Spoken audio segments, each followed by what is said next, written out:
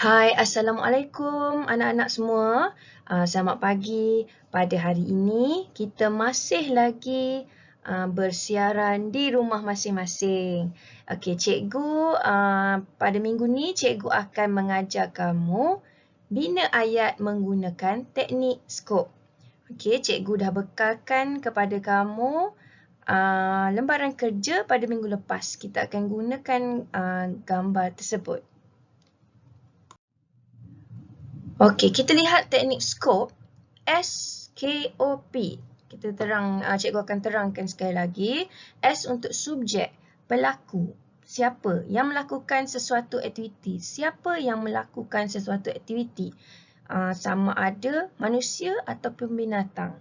Okey, yang seterusnya, K untuk kata kerja. Kata kerja ni merupakan aktiviti atau perkara yang sedang dilakukan.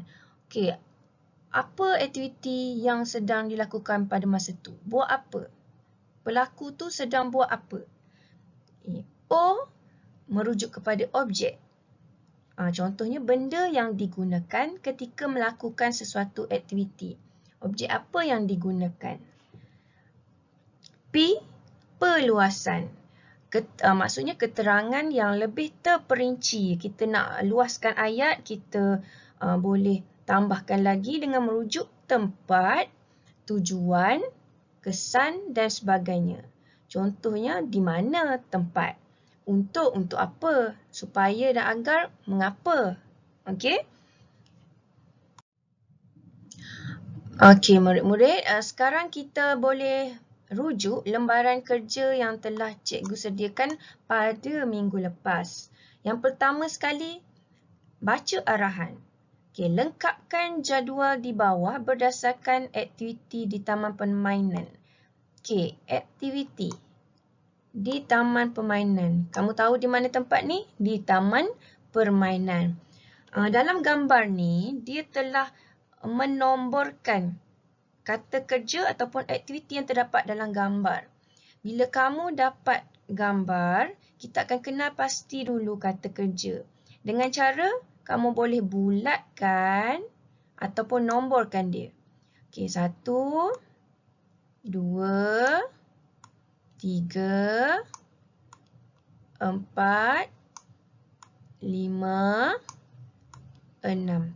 Okey, di sini dia dah bagi contoh. Okey, dah bagi satu contoh. Jadi kita kena bina lagi 5 ayat. Okey. Yang pertama, okey, kita lihat di sini. Untuk teknik skop, S untuk subjek. S. Okey, aktiviti dia tulis di sini frasa kerja. Jadi di sini ada K dan O. Okey. Yang seterusnya keterangan. Keterangan ni merujuk kepada perluasan P. SKOP.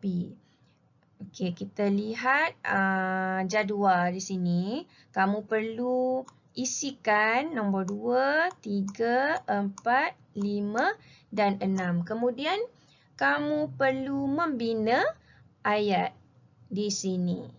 Okey. Jangan lupa ayat ni nanti tulis kemas-kemas dan ada titik. Okey, bagi aktiviti yang pertama, gambar pertama, kita lihat subjek siapa. Ada seorang budak lelaki, kita namakan dia.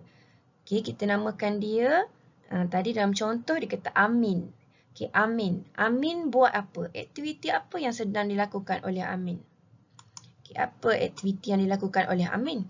Dia memegang tangan dalam gambar ni mungkin ayah dia.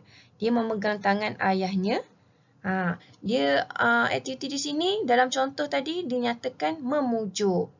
Okay, kita boleh juga beri kata kerja ataupun aktiviti seperti memberitahu ayahnya, meminta ayahnya dan lain-lain lagi.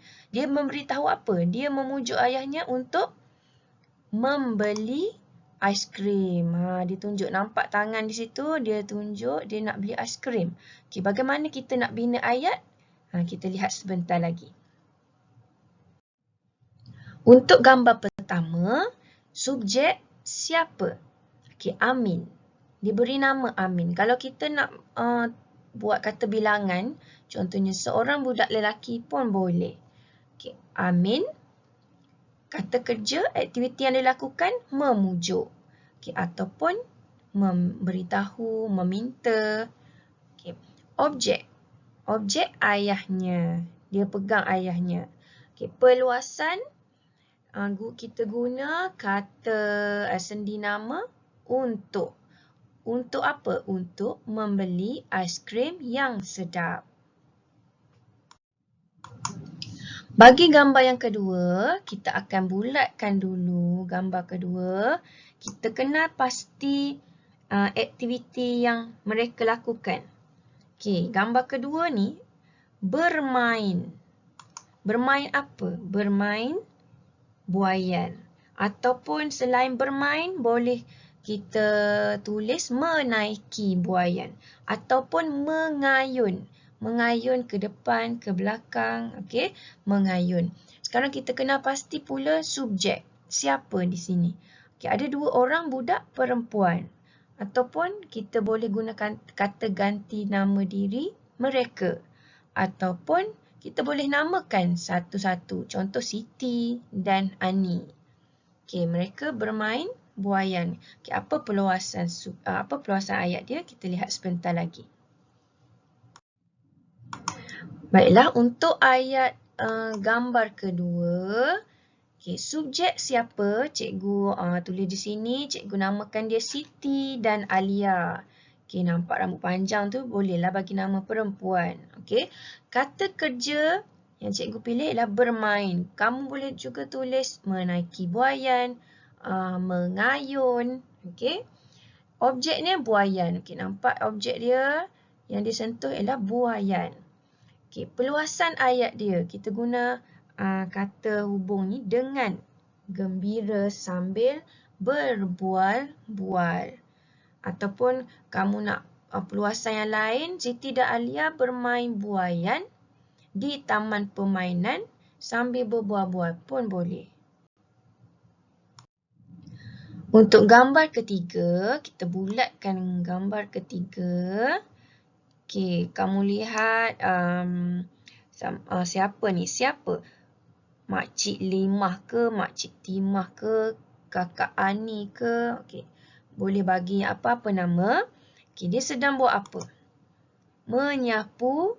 Okey, menyapu apa di situ? Sampah ataupun dedaun kering. Daun-daun kering. Okey. Kenapa dia menyapu dedaun kering itu? Okey, lepas ni kita akan bina ayat. Gambar ketiga, subjek. Cikgu pilih Makcik Timah. Kamu boleh pilih nama yang lain. Tak kisah seorang perempuan ke, nak bagi nama, boleh belaka.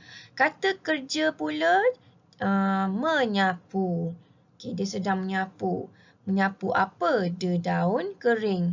Nak tulis sampah pun boleh. Okey, perluasan dia, mengapa dia menyapu dedaun kering tu? Supaya kawasan taman permainan, kawasan apa? Di mana? Di taman permainan. Sentiasa bersih dan cantik. Okey. Okey, gambar yang keempat. Kita bulatkan gambar yang keempat. Okey. Seorang wanita. Kita boleh bagi nama, subjek ni kita boleh bagi nama Puan Tan, Puan Lim, Puan Siti. Okey, macam-macam kamu boleh bagi. Okey, apa aktiviti yang dia sedang buat? Okey, cikgu pilih perempuan ni. Mengawasi anaknya ataupun menasihati anaknya. Okey. Apa yang dia nasihat? Mengapa dia nasihat anak dia? Kita lihat selepas ini. Okay, gambar keempat, subjek yang cikgu pilih ialah Puan Tan. Okay, Puan Tan. Kata kerja pula menasihati. Kamu boleh tulis mengawasi, memerhati. Okay, objek anak lelakinya. Okey, perluasan ayat, mengapa dia menasihati anaknya? Supaya berhati-hati semasa bermain papan gelongsor. Okey, kamu juga boleh buat subjek anaknya. Contoh kita bagi nama Ali. Ali bermain papan gelongsor. Bermain apa? Bermain papan gelongsor. Dengan berhati-hati sambil diawasi oleh ibunya. Sekarang kita nak lihat aktiviti yang kelima. Okey, kita nampak ni kamu biasanya suka buat aktiviti ni. Apa dia aktiviti ni? Okey, aktiviti ni ialah mengejar. Okey, siapa yang mengejar? Siapa yang dikejar? Okey, cikgu pilih budak di belakang ni. Pelakunya kita bagi nama Ali ke? Ali mengejar siapa? Ali mengejar Abu. Di sekeliling taman. Kamu lihat muka dia. Boleh tulis gembira ke seronok. Okey. Selain mengejar, kita boleh guna aktiviti perkataan menghambat, berlari ataupun berkejar-kejaran. Mendapatkan. Ni dia nak mendapatkan kawan dia. Ataupun melarikan diri. Ni Abu ni melarikan diri daripada siapa ni? Kerana apa? Okey, nanti kita buat ayat. Gambar kelima, subjek yang dipilih ialah siapa? Seorang budak lelaki. Okey, cikgu tak nak bagi lama lah. Kali ni kita tukar pula. Seorang budak lelaki. Kata kerja pula mengejar. Kamu juga boleh guna kata kerja yang selain mengejar, menghambat, berkejar-kejaran, menangkap, okey, dan lain-lain lagi. Objek pula ialah kawannya. Dia nak pergi mendapatkan kawannya, nak kejar kawannya. Perluasan. Di sekeliling taman. Di mana? Di sekeliling taman permainan dengan seronoknya. Kita boleh analisis muka dia. Sedih ke, gembira ke, seronok ke? Okey, tengok muka dia seronok. Kita boleh guna perkataan seronok. Gambar yang keenam. Okey, kita bulatkan gambar keenam. Siapa ni? Kamu nampak tak apa kat tangan dia ni? Loceng. Ataupun kan nak tulis aiskrim. Tak. Aiskrim boleh juga. Tapi ni loceng. Okey. Contoh kita, subjek kita pilih nama Pakcik Abu.